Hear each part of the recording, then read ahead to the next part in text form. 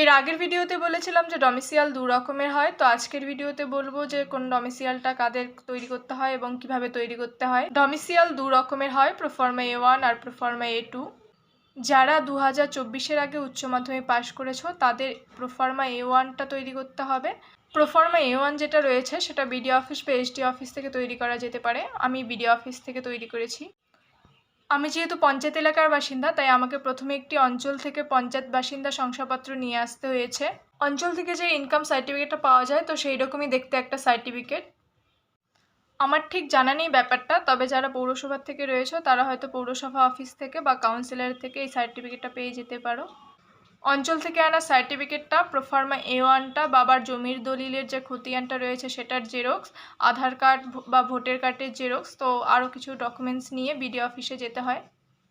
আমাদের এখানে যেহেতু বিডিও অফিসে অফলাইনে ও অনলাইনে দুভাবেই ডকুমেন্টসগুলো জমা হচ্ছিল, তাই আমি অফলাইনে ডকুমেন্টসগুলো জমা করেছিলাম। প্রোফর্মা A1 এর ওপরের দিকটা তোমার নিজেকেই ফিল আপ করে নিয়ে যেতে হবে। এখানে একটা তোমাকে সিগনেচার করতে হবে, আর নিচের দিকটা বিডিও অফিস থেকে ফিল আপ করে দেবে।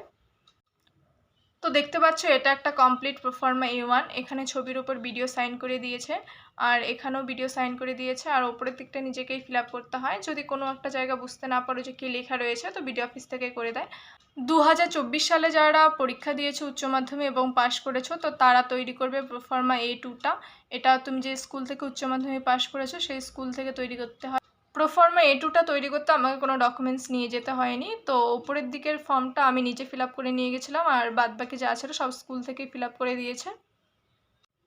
আবারও বলছি, যারা 2024-এর আগে এইচএস পরীক্ষা দিয়েছো তারা প্রোফর্মা A1টা তৈরি করবে, এবং যারা 2024-এ এইচএস পরীক্ষা দিয়েছো তারা প্রোফর্মা A2টা তৈরি করবে। তো কেউ যদি চাও প্রোফর্মা A1 বা প্রোফর্মা A2 দুটোই তৈরি করে রাখতে পারো, তাতে কোনো অসুবিধা হবে না।